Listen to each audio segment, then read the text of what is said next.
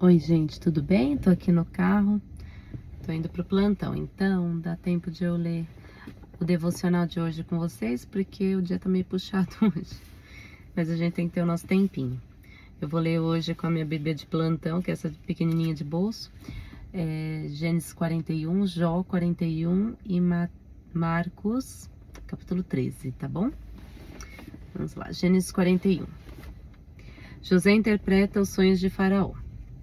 E aconteceu que ao fim de 2 anos inteiros, Faraó sonhou, e eis que estava em pé junto ao rio. E eis que subiam do rio 7 vacas, formosas à vista e gordas de carne, e pastavam no prado. E eis que subiam do rio após elas outras 7 vacas, feias à vista e magras de carne, e paravam junto às outras vacas na praia do rio. E as vacas feias à vista e magras de carne comiam as 7 vacas formosas à vista e gordas. Então acordou o Faraó. Depois dormiu e sonhou outra vez, e eis que brotavam do mesmo pé 7 espigas cheias e boas. E eis que 7 espigas miúdas e queimadas do vento oriental brotavam após elas. E as espigas miúdas devoravam as 7 espigas grandes e cheias. Então acordou o Faraó, e eis que era um sonho. E aconteceu que pela manhã o seu espírito perturbou-se, enviou e chamou todos os adivinhadores do Egito e todos os seus sábios, e Faraó contou-lhes o seu sonho. Mas ninguém havia que os interpretasse a Faraó. Então falou o copeiro mor a Faraó, dizendo: Dos meus pecados me lembro hoje, estando Faraó muito indignado contra os seus servos e pondo-me sob prisão na casa do capitão da guarda, a mim e ao padeiro mor. Então sonhamos um sonho na mesma noite, eu e ele, cada um conforme a interpretação do seu sonho sonhamos. E estava ali conosco um mancebo hebreu, servo do capitão da guarda. E contamo-lhes, e interpretou-nos os nossos sonhos. A cada um interpretou conforme o seu sonho. E como ele nos interpretou, assim mesmo foi feito. A mim me fez tornar ao meu estado, e a ele fez enforcar. Então enviou Faraó e chamou a José, e o fizeram sair logo da cova. E barbeou-se, mudou seus vestidos, e veio a Faraó. E Faraó disse a José: Eu sonhei um sonho, e ninguém há que o interprete. Mas de ti ouvi dizer que quando ouves um sonho, o interpretas. E respondeu José a Faraó, dizendo: Isso não está em mim. Deus dará resposta de paz a Faraó. Então disse Faraó a José: Eis que em meu sonho estava eu em pé na praia do rio, e eis que subiam do rio 7 vacas gordas de carne formosa à vista, e pastavam no prado. E eis que outras 7 vacas subiam após estas, muito feias à vista e magras de carne. Não tenho visto outras tais quanto a fealdade em toda a terra do Egito. E as vacas magras e feias comiam as primeiras 7 vacas gordas. Entravam em suas entranhas, mas não se conhecia que houvessem entrado em suas entranhas, porque o seu parecer era feio como no princípio. Então acordei. Depois vi em meu sonho, eis que de um mesmo pé subiam 7 espigas cheias e boas. E eis que 7 espigas secas, miúdas e queimadas do vento oriental brotavam após elas. E as 7 espigas miúdas devoravam as 7 espigas boas. E eu disse aos magos, mas ninguém houve que o mo interpretasse. Então disse José a Faraó: O sonho de Faraó é um só. O que Deus há de fazer, notificou a Faraó. As 7 vacas formosas são 7 anos, as 7 espigas formosas também são 7 anos. O sonho é um só. E as 7 vacas magras e as feias à vista, que subiam depois delas, são 7 anos, como as 7 espigas miúdas e queimadas do vento oriental serão 7 anos de fome. Esta é a palavra que tenho dito a Faraó, e o que Deus há de fazer mostrou a Faraó. E eis que vem 7 anos, e haverá grande fartura em toda a terra do Egito. E depois deles levantar-se-ão 7 anos de fome, toda aquela fartura será esquecida na terra do Egito, e a fome consumirá a terra. E não será conhecida a abundância na terra por causa daquela fome que haverá depois, porquanto será gravíssima. E que o sonho foi duplicado 2 vezes a Faraó, é porque esta coisa é determinada de Deus. e Deus se apressa a fazê-la. Portanto, Faraó se proveja agora num varão entendido e sábio, e o ponha sobre a terra do Egito. Faça isso, Faraó, e ponha governadores sobre a terra. E tome a 5ª parte da terra do Egito nos 7 anos de fartura, e ajuntem toda a comida destes bons anos que vêm. E amontoem trigo debaixo da mão do Faraó para mantimento nas cidades, e o guardem. Assim será o mantimento para provimento da terra e para os 7 anos de fome que haverá na terra do Egito, para que a terra não pereça de fome. E esta palavra foi boa aos olhos de Faraó e aos olhos de todos os seus servos. Faraó põe José como governador do Egito. E disse Faraó a seus servos: acharíamos um varão como este em quem haja o Espírito de Deus? Depois disse Faraó a José: pois que Deus te fez saber tudo isto, ninguém há tão entendido e sábio como tu. Tu estarás sobre a minha casa, e por tua boca se governará todo o meu povo. Somente no trono eu serei maior que tu. Disse mais Faraó a José: vês, aqui detenho posto sobre toda a terra do Egito. E tirou Faraó o anel de sua mão e o pôs na mão de José, e o fez vestir de vestidos de linho fino, e pôs um colar de ouro no seu pescoço. E o fez subir no 2º carro que tinha, e clamavam diante dele: ajoelhai. Assim o pôs sobre toda a terra do Egito. E disse Faraó a José: eu sou o Faraó, porém sem ti ninguém levantará a sua mão ou o seu pé em toda a terra do Egito. E chamou o Faraó o nome de José Zafenate Paneia, e deu-lhe por mulher a Zenate, filha de Potífera, sacerdote de On. E saiu José por toda a terra do Egito. E José era de idade de 30 anos quando esteve diante da face do Faraó, rei do Egito. E saiu José da face de Faraó e passou por toda a terra do Egito. E a terra produziu nos 7 anos de fartura a mãos cheias. E ajuntou todo o mantimento dos 7 anos que houve na terra do Egito e guardou os mantimentos nas cidades, pondo nas cidades o mantimento do campo que estava ao redor de cada cidade. Assim ajuntou José muitíssimo trigo, como a areia do mar, até que cessou de contar, porquanto não havia numeração. E nasceram a José 2 filhos, antes que viesse o ano da fome, que lhe deu a Zenate, filha de Potífera, sacerdote de On. E chamou José o nome do primogênito Manassés, porque disse: Deus me fez esquecer de todo o meu trabalho e de toda a casa do meu pai. E o nome do segundo chamou Efraim, porque disse: Deus me fez crescer na terra da minha aflição. Então acabaram-se os 7 anos da fartura que havia na terra do Egito, e começaram a vir os 7 anos de fome, como José tinha dito. E havia fome em todas as terras, mas em toda a terra do Egito havia pão. E tendo toda a terra do Egito fome, chamou o povo Faraó por pão. E Faraó disse a todos os egípcios: Ide a José, o que ele vos disser, fazei. Havendo, pois, fome sobre toda a terra, abriu José tudo em que havia mantimento, e vendeu aos egípcios, porque a fome prevaleceu na terra do Egito.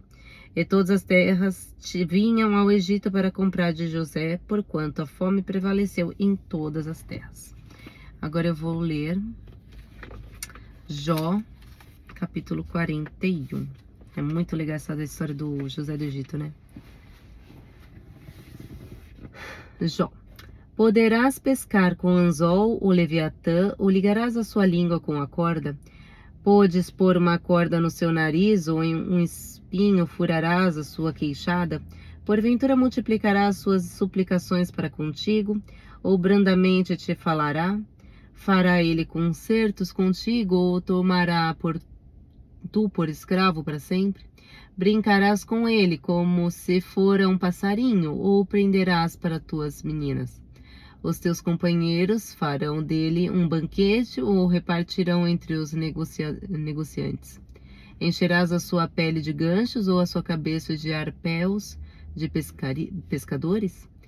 Põe a tua mão sobre ele, lembra-te da peleja, e nunca mais tal intentarás. Eis que a sua esperança falhará, porventura nenhum à vista será derribado? Ninguém há tão atrevido que o despertá-lo se atreva? Quem, pois, é aquele que ousa erguer-se diante de mim? Quem primeiro me deu, para que eu haja de retribuir-lhe, pois o que está debaixo de todos os céus é meu. Não me calarei a respeito dos seus membros, nem da relação das suas forças, nem da graça da sua compostura. Quem descobriria a superfície do seu vestido? Quem entrará entre as suas queixadas dobradas? Quem abriria as portas do seu rosto? Pois em roda dos seus dentes está o terror. As suas fortes escamas são excelentíssimas, cada uma fechada como um selo apertado. Uma a outra se chega tão perto que nem um assopro passa por entre elas. Uma a outra se ligam, tanto aderem entre si que não se podem separar. Cada um dos seus espirros faz resplandecer a luz, e os seus olhos são como a pestana da alva. Da sua boca saem tochas, faíscas de fogo saltam dela. Do seu nariz procede fumo como de uma panela fervente ou de uma grande caldeira. O seu hálito faria acender os carvões, e da sua boca sai chama. No seu pescoço pousa a força, perante ele até a tristeza salta de prazer. Os músculos da sua carne estão pegados entre si, cada um está firme nele e nenhum se move. O seu coração é firme como uma pedra e firme como um mó de baixo. Levantando-se ele, tremem os valentes, em razão dos seus abalos se purificam. Se alguém lhe tocar com espada, essa não poderá penetrar, nem lança, dardo ou flecha. Ele reputa o ferro palha e o cobre pau podre. A seta não fará fugir, as pedras das fundas se lhe tornam em restolho. As pedras atiradas são para ele como arestas, e risca-se do brandir da lança. Debaixo de si tem tochas, conchas pontiagudas, estende-se sobre coisas pontiagudas como na lama. As profundezas faz ferver como uma panela, torna o mar como quando os ungüentos fervem. Após ele, alumia o caminho, parece o abismo tornado em brancura de cás.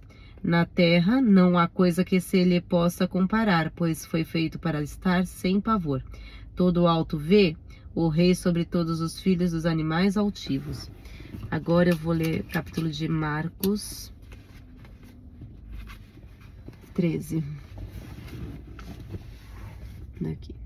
E saindo ele do templo, disse-lhe um dos seus discípulos: Mestre, olha que pedras e que edifício. E respondendo Jesus disse-lhe: Vês este grande edifício? Não ficará pedra sobre pedra que não seja derribada. E assentando-se ele no Monte das Oliveiras, defronte do templo, Pedro, Tiago, João e André lhe perguntaram em particular: Dizem-nos quando serão essas coisas, e que sinal haverá quando todos eles estiverem para se cumprir? E Jesus respondendo-lhes começou a dizer: Olhai que ninguém vos engane, porque muitos virão em meu nome, dizendo: Eu sou o Cristo, e enganarão a muitos. É quando ouvirdes de guerras e de rumores de guerras, não vos perturbeis, porque assim deve acontecer, mas ainda não será o fim. Porque se levantará nação contra nação e reino contra reino, e haverá terremotos em diversos lugares, e haverá fome. Isso será o princípio das dores. Mas olhai por vós mesmos, porque vos entregarão aos concílios e às sinagogas. Sereis açoitados e sereis apresentados ante presidentes e reis, por amor de mim, para lhes servir de testemunho. Mas importa que o evangelho seja primeiramente pregado entre toda a gente.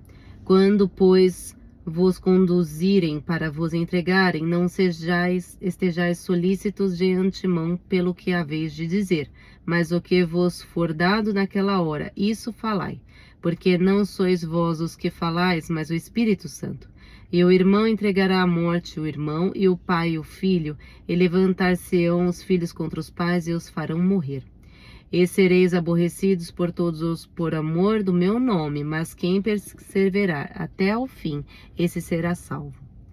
Ora, quando vos virdes a abominação do assolamento que foi predito, estar onde não deve estar, quem lê entenda, e então os que estiverem na Judeia, fujam para os montes, e os que estiverem sobre o telhado, não desçam para casa, nem entrem ao tomar coisa alguma de sua casa, e o que estiver no campo não volte atrás para tomar o seu vestido, mas ai das grávidas e das criarem naqueles dias.